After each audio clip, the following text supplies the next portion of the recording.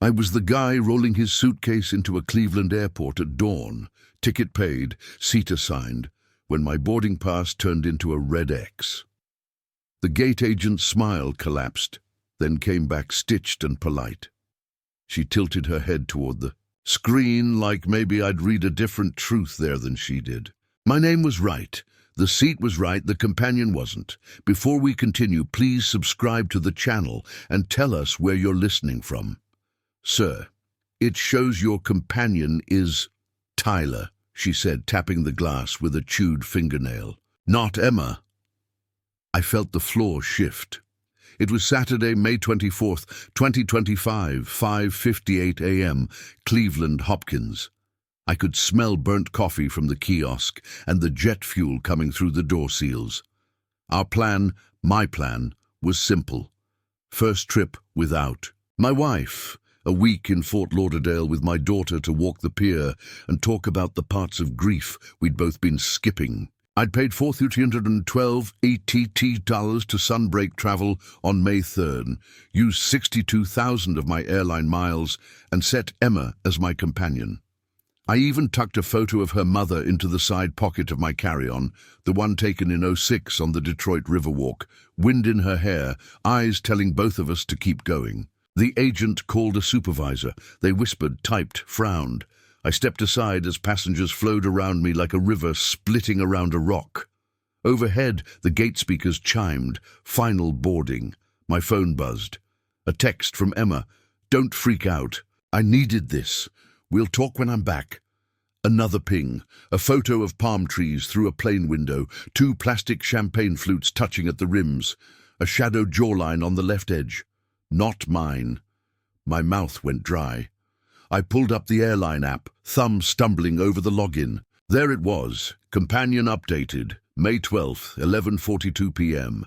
The name had been swapped from Emma to Tyler Barnes. I didn't authorize it. I didn't even know you could do that without the payer. The supervisor came back with an apology a shade too smooth. I'm sorry, sir. There's nothing I can do once the flight is boarded. You can rebook. He offered a paper I didn't take. I stood there holding a ticket to a conversation that wasn't going to happen, listening to the ding of the jetway door sealing shut. I slid my airport parking receipt, the gate printed 5:58 a.m. in black thermal ink, into my wallet, and felt the anger bloom late and hot. The truth settled in with the weight of a bowling ball. My daughter had used my money and my miles to take her boyfriend on a vacation that was supposed to put us back together. I drove home with the carry-on thumping in the trunk at every light. The house on West 117th felt wrong when I opened the door, too quiet, as if it had exhaled while I was gone. The oven timer dinged at 12:03 p.m., the lasagna I prepped for our first night there. I didn't eat. I set the aluminum pan on a cold burner and watched the cheese congeal while I cleared a space at the kitchen table. I laid out what I had like evidence at a kitchen court. The chase statement with the 4,312 ATT to Sunbreak. The 62,000 miles deduction in my email, the May 12th companion swap, the 5:58 miss parking receipt. Emma's text, it's just miles, Dad, relax, from May 14th, 9:07 a.m. I wrote each item on a yellow legal pad, underlined the dates, and circled the word that kept humming in my ears, mine. By late afternoon, the anger cooled into something steadier. I wasn't going to scream, I wasn't going to break anything. I opened a fresh manila folder and wrote a title in block letters I could read from the end of the table. Trip Evidence. Then I took a breath and did the most important thing I've learned since my wife died. I made coffee, sat down, and started a plan. It's just miles, Dad, relax. That text was dated May 14th at 9:07 a.m., 10 days before the airport, but I kept rereading it like a bruise I couldn't stop pressing. I sat at the kitchen table with the phone glowing in my palm and the sound of the refrigerator ticking behind me. The house still smelled faintly of my wife's lavender detergent, though she's been gone 2 years this July. I used to think grief faded in stages, like photos left in the sun. Turns out betrayal develops in reverse. It brings all the colors back, darker than before. I replayed the last few weeks like a slow-motion replay in court. May 3. The travel charge hits my Chase account, 4312.88, listed as Sunbreak Travel. May 12th, the companion name change at 11:42 p.m. May 14th, that smug little relax text. Every date had an echo now, a place where trust went to die. I pulled the lasagna from the fridge, unwrapped it, and shoved it into the trash. That was supposed to be our first meal in Florida. By the window, 2 chairs, 1 photo of Mom between us. I should have been walking along a boardwalk, not staring at oven foil that reflected a man too tired to yell. I called her once that night, straight to voicemail. I didn't leave a message. I didn't trust my voice not to shake. So I did what I do when I can't sleep. I cleaned. I wiped every counter, dusted the baseboards, straightened the stack of unpaid bills. But this time I started stacking something else, proof. I slid the airport parking receipt into the folder, underlined 5:58 a.m. with my ballpoint pen, and wrote beside it, attempted travel, denied boarding. The pen bled a dot of ink like a heartbeat. I closed the folder and sat in silence, the kind of silence that hums until you realize it's just your own pulse.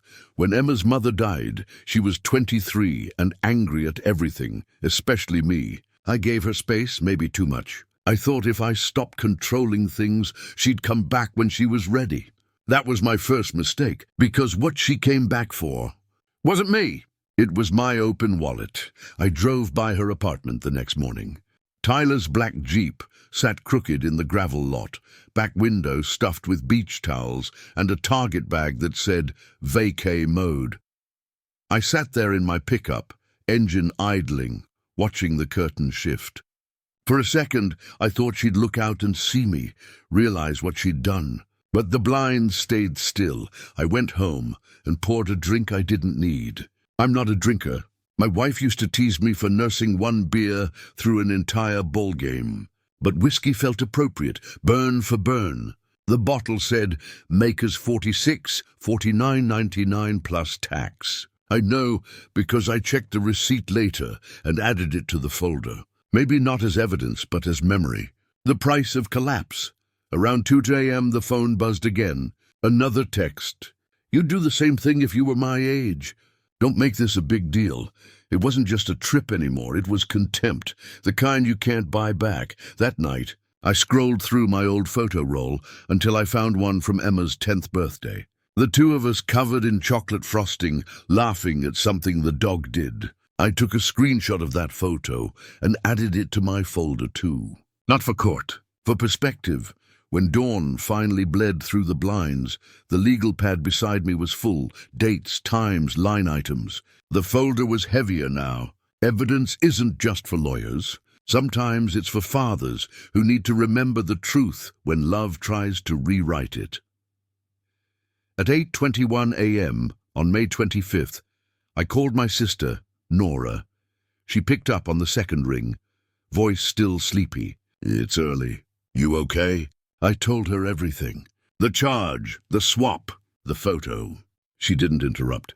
When I finished, she said quietly, You're entitled to your money back and your dignity. We'll do it by the book. Her calm steadied me. Nora used to be a paralegal. She speaks the language of documentation like it's faith. Start a paper trail, she said. Don't confront her yet. Get your facts straight first, so I did. I printed the airline email showing the miles deduction. I downloaded my Chase statement. I even took a screenshot of the companion updated timestamp, May 12th, 11:42 p.m., and circled it in red. Every mark on that page was one step closer to reclaiming my self-respect. By the time I hung up, I'd decided something simple. I wouldn't scream, I wouldn't beg, and I wouldn't chase. I'd build my case the same way I built my life, patiently, brick by brick. Grief had taught me how to survive the absence of someone I loved. Now I was about to learn how to survive the presence of someone who didn't love me back. The folder sat closed in front of me, but I knew what came next. It wasn't punishment. It was proof. And by the time Emma's plane touched back down in Cleveland, I'd be ready for her. I met Pete at sunset. Diner 3 blocks from my place on May 26th. He used to work airline gates before retirement, the kind of guy who knew which rules were written in ink and which ones were just printed too lightly. He ordered black coffee and a side of truth. "So," he said, "she swapped a companion ticket you paid for. Without your consent?" "Exactly," I said, sliding him the printout from my airline app. He whistled low. "Corporate security likes paper. The right kind of paper." That was when my revenge stopped being emotional and started being procedural. Took out the yellow pad from my briefcase, a habit from my building, Inspector Days, and wrote a heading across the top: Case, unauthorized companion change. Pete told me what to do step by step. If the payor and traveler don't match, they can reverse perks and open a fraud file. But you gotta document everything. He was right. The folder was already thick. May 3rd, 4,312.88. Sunbreak travel charge. May 12th, 11:42 p.m. companion swap. May 24th, 5:58 a. Parking receipt, screenshots, texts, photo from the plane. "Don't shout," Pete said. "Just write, be boring." Bureaucracy hates emotion. That line stuck with me. Bureaucracy hates emotion.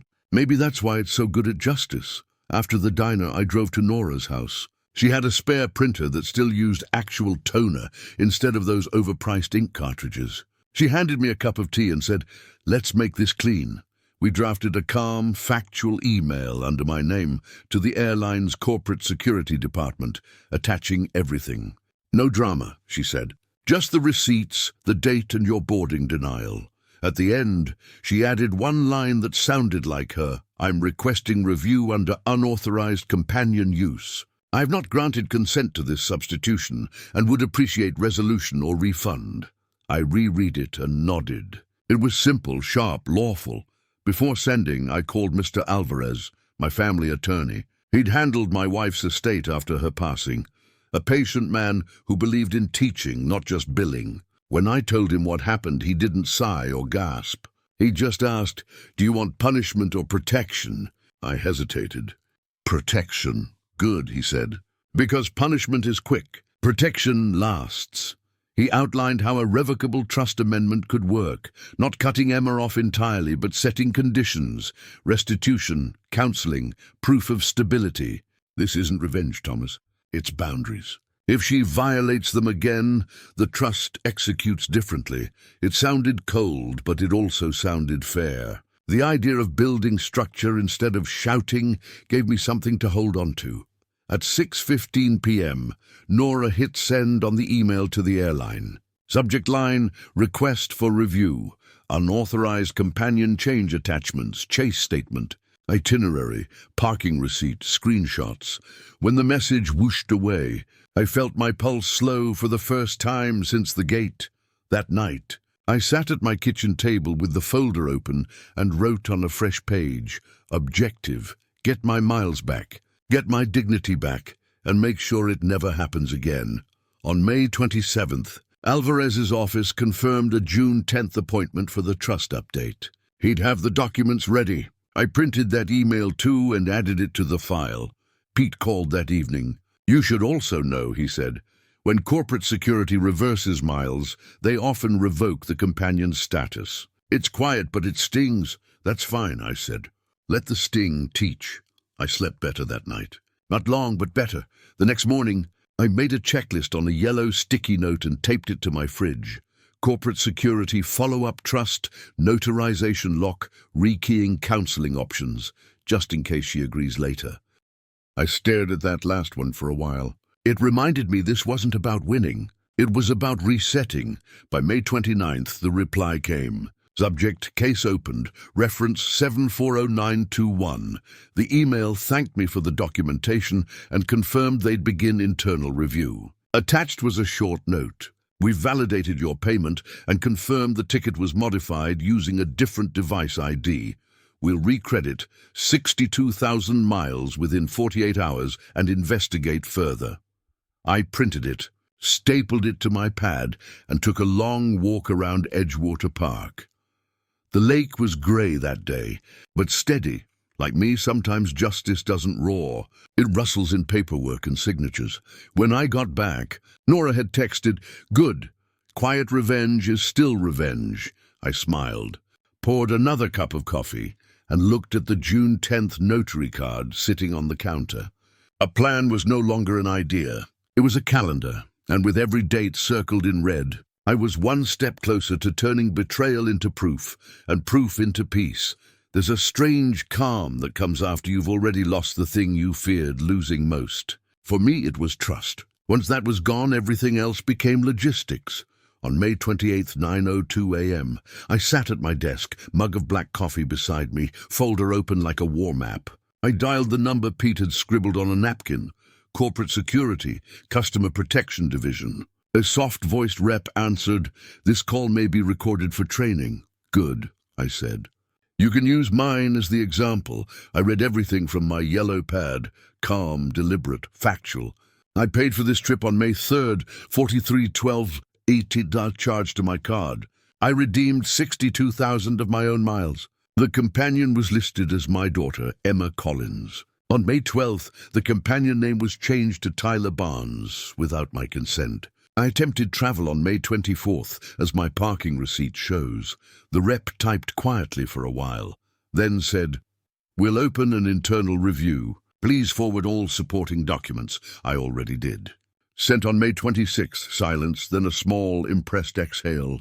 "You're thorough, Mr. Collins. You have no idea. By the time I hung up, I had a case number, but that wasn't what mattered.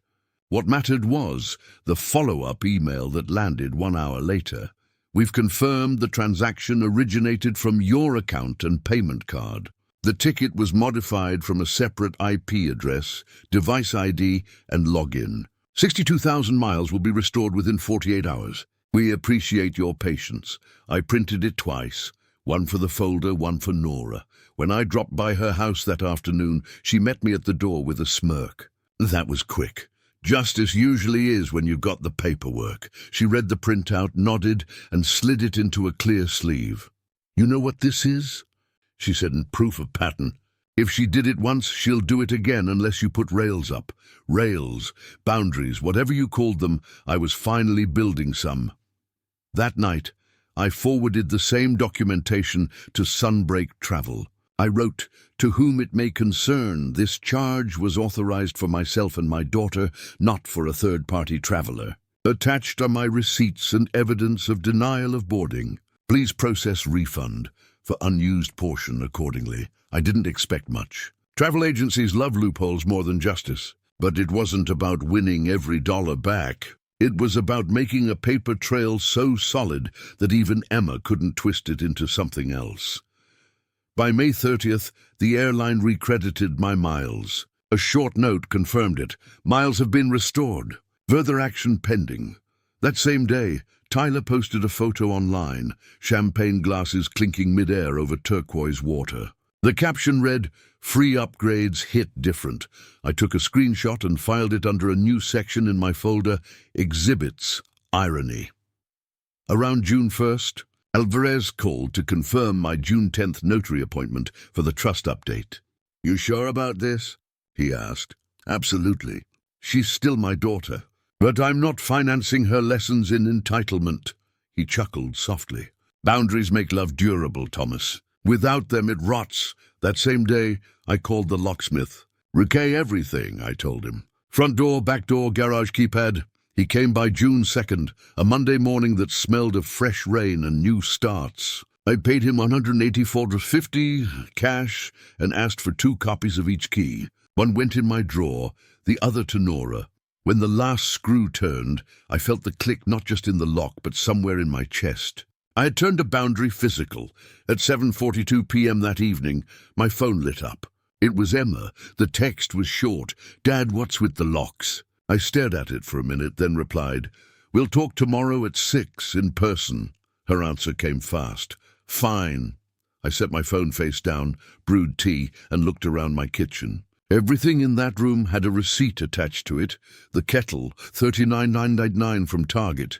The blinds, $64.30 from Home Depot. Even the mug in my hand, free from a city inspector's conference. Maybe that's why I like receipts. They proved something was real, and this moment was real. No shouting, no slamming doors. Just a father finally done pretending that love means letting yourself be used. I sat at the table, flipping through the folder one last time before the storm. The evidence glowed under lamplight, miles restored, trust appointment scheduled, locks rekeyed. Tomorrow, she'd walk through that door, and for the first time in her adult life, she'd find a man who wasn't begging to be understood, just one who was done being betrayed. The front door key spun, then stopped with a hollow clink.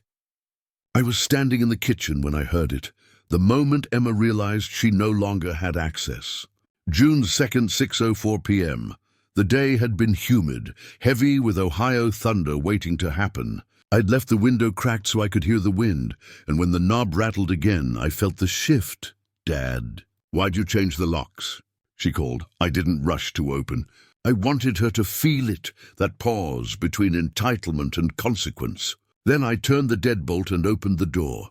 She stepped in wearing sunglasses and the kind of tan you don't get from responsibility. Her suitcase thudded against the entryway tile. "Seriously?" she asked, her voice caught between disbelief and irritation. "You changed the locks on your own daughter?" I pointed to the kitchen table. On it sat the corporate security email confirming the 62,000 miles had been restored. My chase statement showing the 4,312.88 charge, and a single yellow notepad page with 3 options written in neat pen lines. "Sit down," I said. She dropped her purse but didn't move.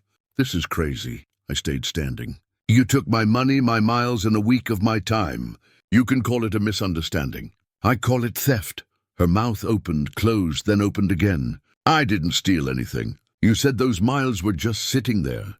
"They were sitting there," I said, "the same way your mother's wedding ring sits in a drawer, because they belong to me." The silence that followed was thick enough to touch. On the counter, the old kitchen clock ticked like a metronome for my anger. I slid the notepad toward her. "These are your choices." She glanced at it. Option 1. Return the full amount within 30 days. Option 2. Enter counseling with me and agree to financial boundaries. Option 3. Refuse, and I'll amend the trust and file in small claims. She looked up, incredulous. "You're blackmailing me?" "No," I said evenly. "I'm protecting myself." Her voice rose. "Mom would never—" I cut her off. "Don't do that. Don't use her as a shield for your mistakes." For a long minute, neither of us spoke. The air conditioner clicked on, humming low. Finally, she said, "I'm leaving. You can keep your stupid miles." She grabbed her purse and turned, but I added quietly, "And the door code. Don't bother trying it." That stopped her. "You're serious?" "I'm done being a sponsor for bad behavior." She hesitated at the threshold, then turned back, eyes bright with something that used to be guilt, but now looked like resentment. "You think this makes you right?" I looked her straight in the eye. "No, it makes me free." She slammed the door hard enough to rattle the frame. An hour later, my phone buzzed. A text from Tyler. "If you don't stop slandering Emma, I'll sue for defamation." "You're embarrassing yourself." I stared at it, took a screenshot, filed it under exhibits, threats, and sent a short reply. "Please address all future messages to my attorney, Mr. Alvarez." Then I turned the phone face down. That night I walked the perimeter of the house. The locks gleamed faintly under the porch light. For the first time in years, I felt like the space was mine again. Quiet, orderly, safe. I brewed chamomile tea, sat by the window, and watched the streetlights flicker on. I thought about my wife, about how she'd handle this. She'd have been gentler, probably, but she'd have agreed with me. She was the one who taught Emma that love without accountability is just indulgence. Around 10:30 p.m., Nora called. "How'd it go?" "As expected," I said. "She'll test you again," Nora warned. "People always do when boundaries are new." "I'm ready. You got the paperwork." "All of it." "Then she can't gaslight you anymore." We hung up. I poured the rest of the tea into the sink, rinsed the cup, and dried it with the same precision I used on my inspection forms. Every motion had purpose now. The next morning, I opened my email and found a response from Sunbreak Travel. We've reviewed your documentation and will issue a partial goodwill refund of $200 to your card within 7 to 10 business days. I smiled. Not for the money, for the principle. Even corporations understood boundaries better than family sometimes. I printed the email and slid it into my folder behind a new label, Resolved Items. As I closed the drawer, thunder rolled outside, shaking the window frames. A storm was coming, literally and otherwise. Emma's betrayal had started with a plane ticket. Mine was about to take off with a paper trail, and by the time July rolled around, everyone, including Tyler, would learn what accountability really costs. The first fireworks stands were going up around town when the next phase of my plan fell into place. June 10th came with sun and the smell of cut grass. That afternoon, I walked into Alvarez and Finch law office in downtown Cleveland with my file folder tucked under my arm like a passport. The secretary knew me by name. "Trust update?" she asked. I nodded. Inside, Mr. Alvarez adjusted his glasses and motioned for me to sit. "You brought everything?" I laid the documents out like puzzle pieces. Corporate securities confirmation restoring the 62,000 miles.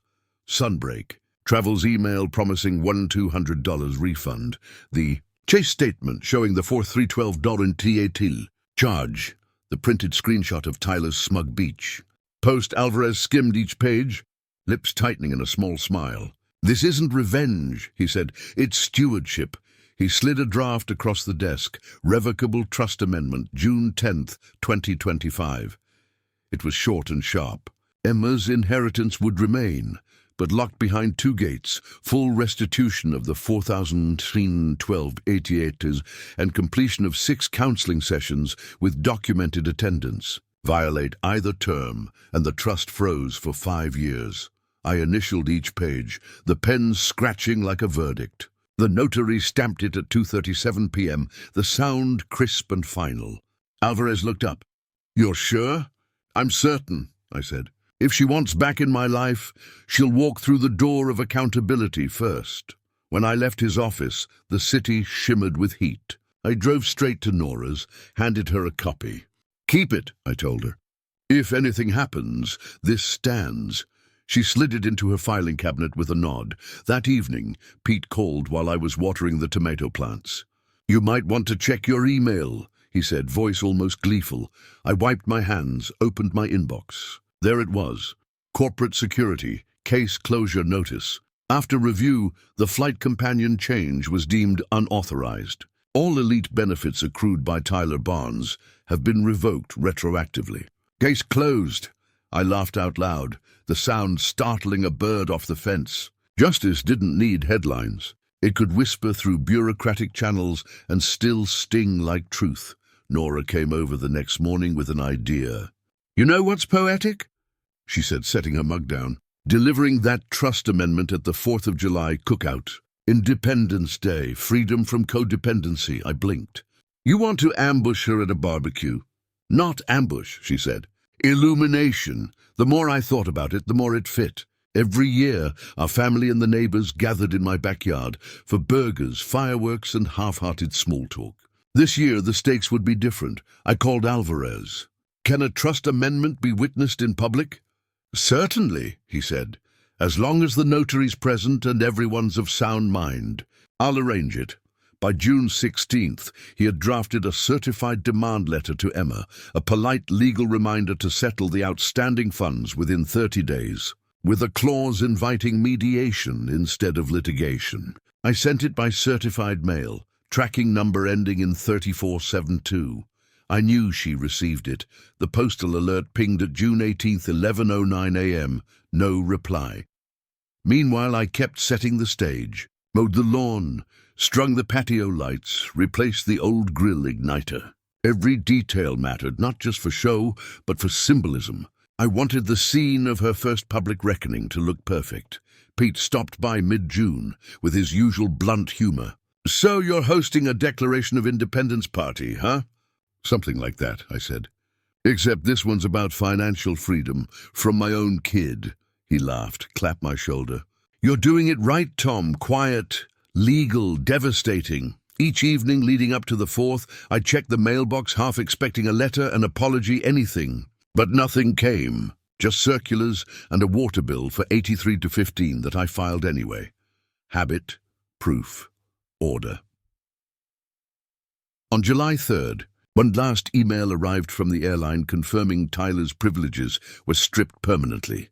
"He'll find out the next time he tries to board," Pete said, grinning. "They'll flag him for misuse." I didn't gloat, but I won't lie. That knowledge tasted sweet. That night, I sat on the porch as the first neighborhood fireworks cracked in the distance. The trust documents lay on the table beside a sealed envelope labeled, "Emma, read in full." The smell of charcoal drifted from someone's yard, and the cicadas droned in rhythm. For the first time in months, my heart didn't race when I thought of her name. It just steadied. Tomorrow, she'd walk into a celebration she thought was a holiday and find out it was also a hearing, a backyard courtroom. No judge but truth.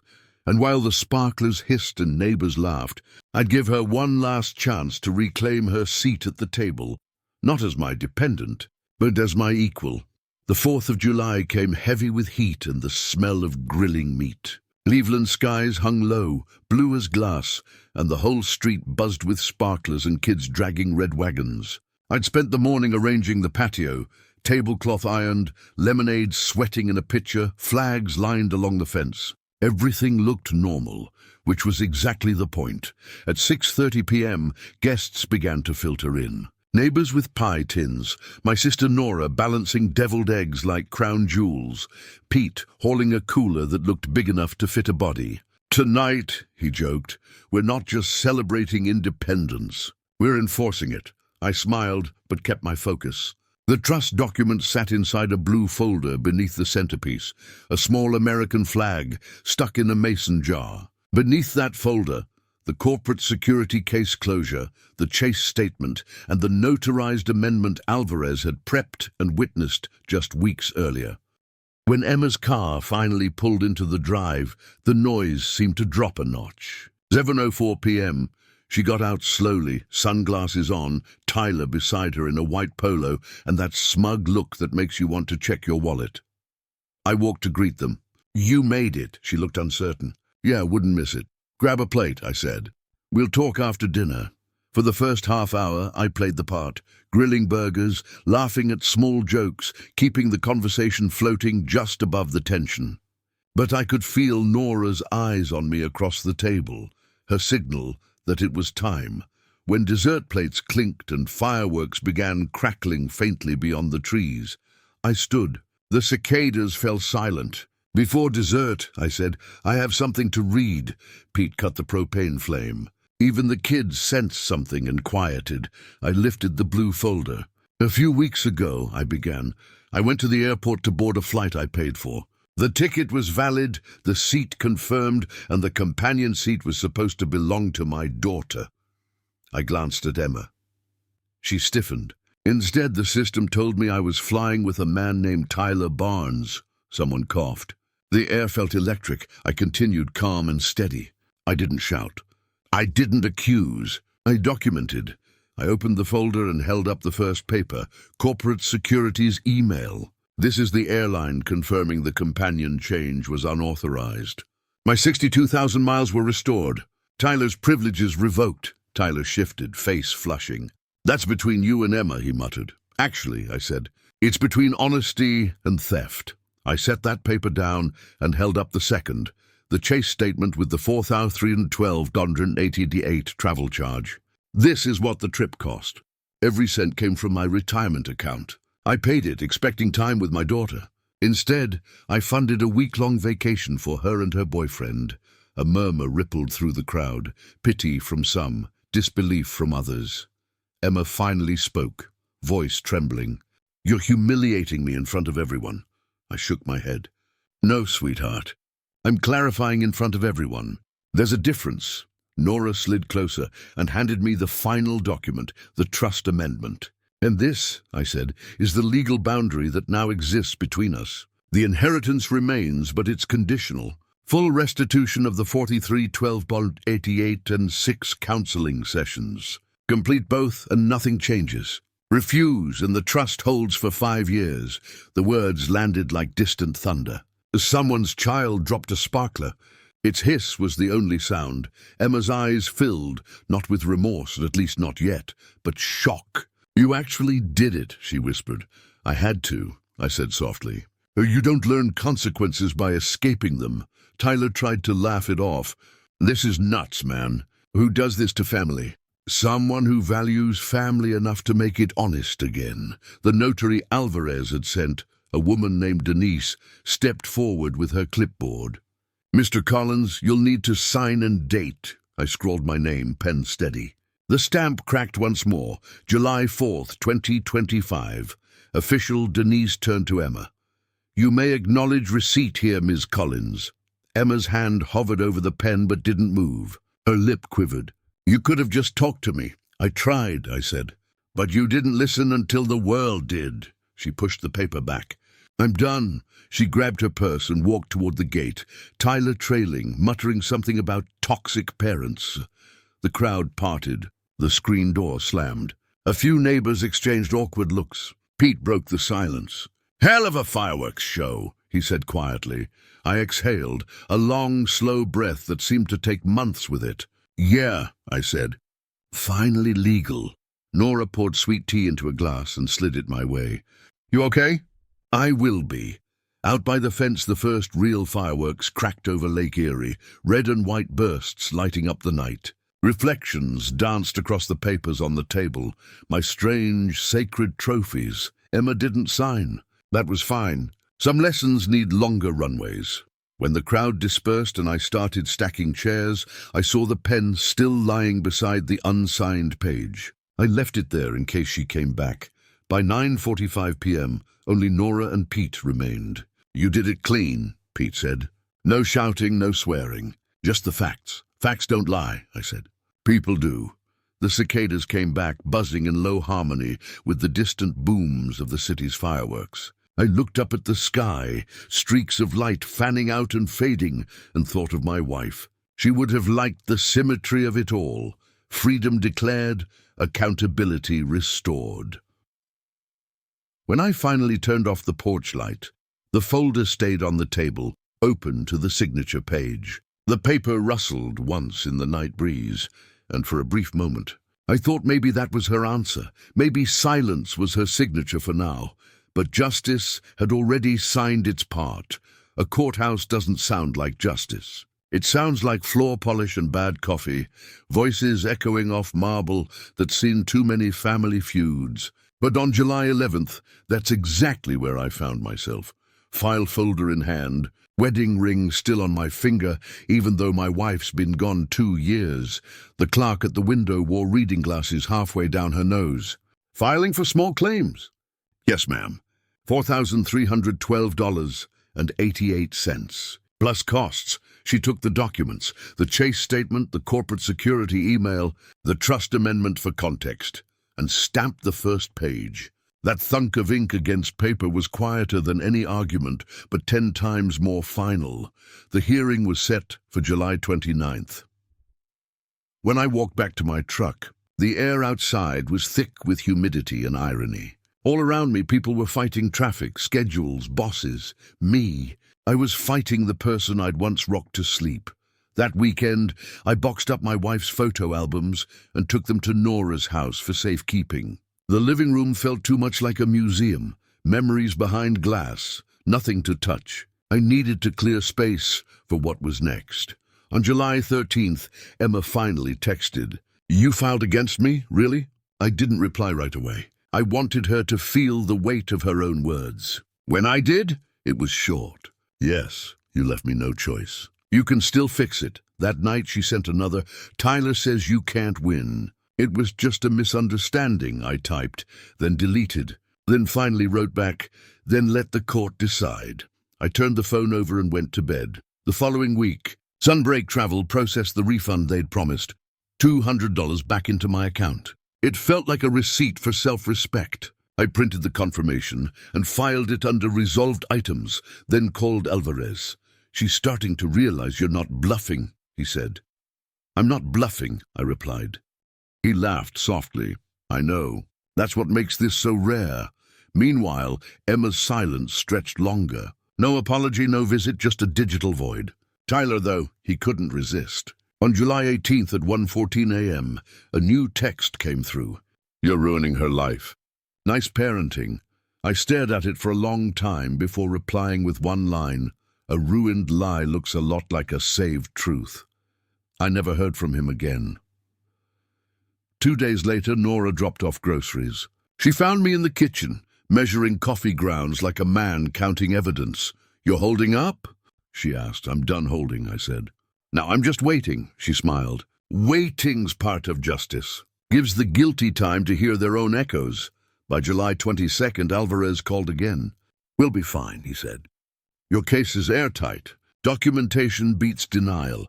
Still, I didn't sleep well that week. I kept thinking about Emma as a child, how she used to play lawyer with her mother's scarves, pretending to cross-examine her stuffed animals. I wondered what she'd say now if the judge asked her why she did it. Would she say it was an accident? Desperation? Love twisted into entitlement? On July 24th, I drove past her apartment. Tyler's Jeep was gone. The blinds were open. Her shadow crossed the window twice, maybe pacing. I didn't stop. I didn't honk. Justice doesn't chase. It waits. At 7:42 p.m. that night, another text came in. I messed up, that was all. I looked at it until the screen dimmed, then typed back, I know. Let's fix it the right way. She didn't reply. But she didn't block me either. That was something. On the morning of July 29th, I ironed a clean shirt, packed my folder, and looked in the mirror. My wife used to say, dignity isn't loud, it's thorough. I smiled at that memory, slid the folder under my arm, and left for court. I wasn't going there to win. I was going there to end the conversation with truth, and for the first time since that red X at the airport gate, I felt lighter. The courthouse clock chimed 10 times when I walked through the double doors on July 29th. The hallway smelled of dust, polish and paper, the scent of consequences. I'd been here before, years ago, inspecting safety codes, but never as a man bringing his own blood to court. The clerk directed me to courtroom 3B. Small claims hearings aren't cinematic. There's no jury, no raised voices, just folding chairs, fluorescent lights, and a judge who looks like he's seen every version of disappointment. Emma sat 2 rows ahead, alone. No Tyler this time. Her hair was pulled back tight, like she was trying to control something that didn't want to be contained. When she turned and saw me, her eyes darted away. The bailiff called our names. Thomas Collins versus Emma Collins. I stepped forward, my folder clutched like armor. The judge adjusted his glasses. This is a claim for $4,312.88, correct? Yes, Your Honor. Emma's voice was small. I never meant to steal anything. I thought he didn't care about the miles. I opened the folder, laying out the documents like a story in paper form. Your Honor, I paid the full amount on May 3rd. My daughter changed the companion on May 12th without authorization, flew with someone else, and left me at the gate. Here's my chase statement, my parking receipt, the corporate security email confirming the unauthorized change, and the partial refund notice from Sunbreak Travel. The judge glanced over the papers, nodding slightly. These are well documented. Emma stared down, fiddling with the edge of her sleeve. I made a mistake, she said. I just wanted a break, Tyler said. The judge raised a hand. No need to explain him. You're responsible for your own actions, Ms. Collins. There it was. The truth, finally spoken by someone who wasn't me. After 20 minutes of review, the judge cleared his throat. The court finds for the plaintiff judgment in the amount of $3,512.88, plus court costs. Payable within 30 days. The gavel struck once, not a bang but a whisper. Justice doesn't need to shout. I gathered my papers slowly, making sure each corner aligned. When I looked up, Emma was crying silently. She turned away, wiping her eyes with the back of her hand. Outside, the air was heavy but bright. Alvarez met me on the steps, nodding. You did it. I didn't want to, I said. But she needed to hear it from someone impartial. He smiled faintly. That's what judges are for. Professional fathers who can say what blood can't. That afternoon, Emma texted. The message came in broken pieces, like her hands shook while typing. I don't know how to fix this. Tyler's gone. Can we talk? I didn't answer right away. I went for a walk instead, down to Lakewood Park, where the lake rolled grey under a tired sky. I sat on a bench facing the water and thought about everything that had led here. The grief, the guilt, the anger, the folder of proof that had somehow replaced the warmth of family. When I finally replied, it was simple. Meet me tomorrow at 4. Lakewood Park bench by the pier, she came. Alone this time. No makeup, no sunglasses.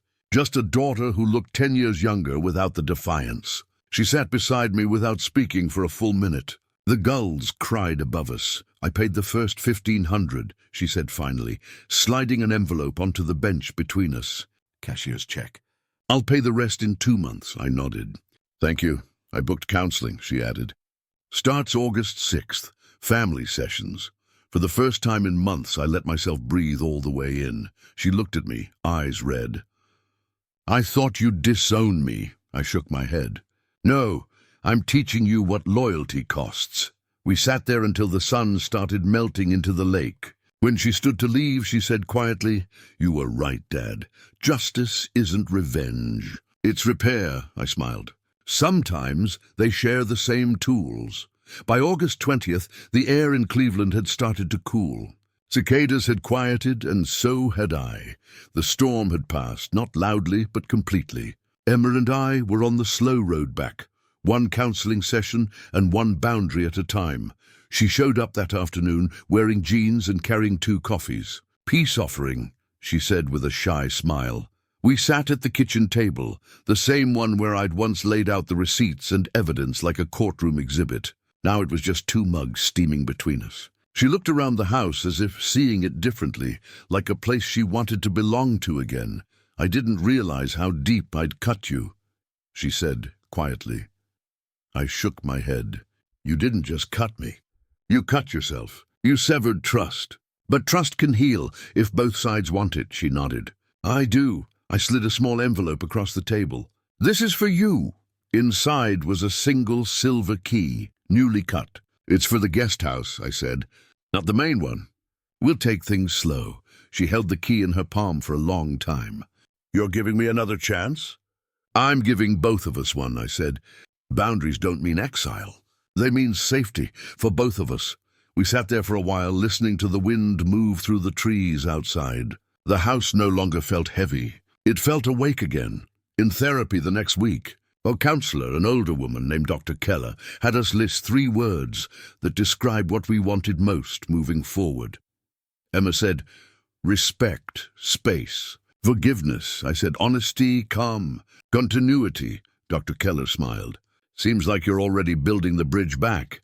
On September 10th, Emma handed me the second payment, $500 in a sealed envelope, and texted a picture of her pay stub from the diner where she'd started working double shifts. I didn't care about the money anymore, not really. Each payment was less about reimbursement and more about responsibility taking form. When she dropped off the final envelope on September 26th, she added a note on the flap. Thank you for not giving up on me that night. I took the file folder, the one labeled trip, evidence, and moved it from the kitchen drawer to the cabinet in my study. I didn't shred it. I didn't burn it. I just put it away like an old photograph that no longer hurts to look at. In October, Emma suggested a small trip, just a weekend drive to Erie, Pennsylvania, to walk the boardwalk and reset the story, as she put it. We paid half each, cash. No miles, no credit cards. Just 2 adults making an even trade. On the drive, she turned down the radio and said, You know, when you filed that case, I hated you. I know, I said. That means it worked. She laughed softly, and it was the first sound of her childhood I'd heard in years. We reached the lake just as the sun was sliding into the horizon. Gulls screamed overhead. The wind carried salt and forgiveness. For the first time, I realized I wasn't angry anymore. Justice had done its job. Not by punishing her, but by steadying me. As we watched the waves roll in, Emma said, You could have just yelled, you know. I smiled. Yeah, but yelling fades. Paper lasts. By October's first weekend, the lake was cold enough to bite the air, but calm enough to mirror the sky. Emma and I stood on the pier at Erie, jackets zipped, coffee cups steaming in our hands. The gulls circled above like they had front-row seats to something neither of us could fully name. She leaned against the railing, staring out over the water. "You know," she said, "one day I'm going to tell my kids about this summer. About the day Grandpa sued me." I chuckled softly. "Just make sure you tell them why," she smiled. "Because I took what wasn't mine. And you made sure I learned the price." "That's part of it," I said.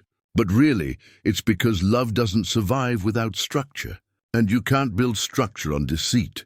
We stayed quiet after that, watching the horizon fade into a pale gold line. I could smell autumn coming, that faint wood smoke scent that always made me think of my wife. When Emma slipped her arm through mine, it wasn't the grip of a child seeking forgiveness. It was the quiet strength of someone who finally understood the value of boundaries. Later, at the cafe near the marina, we split a slice of pie. She laughed when the waitress handed us one fork. "Guess we're sharing again," she said. "Yeah," I replied. "But this time it's voluntary." That night, back in Cleveland, I went into my study and opened the old folder one last time. Inside were the artifacts of a war that didn't need soldiers. Just patience, the 4,212 Bet88 charge, the May 12 timestamp, the parking receipt from 5:58 a.m., the trust amendment, the court judgment, and Emma's final note. I didn't feel bitterness anymore, just balance. I tucked the folder beside our passports in the fireproof box, slid the lid shut, and wrote a small sticky note across the top. "Evidence is love-wearing armor." Then I turned off the lamp. In the weeks that followed, Emma came by most Sundays. Sometimes she brought groceries, sometimes just conversation. The house sounded different again.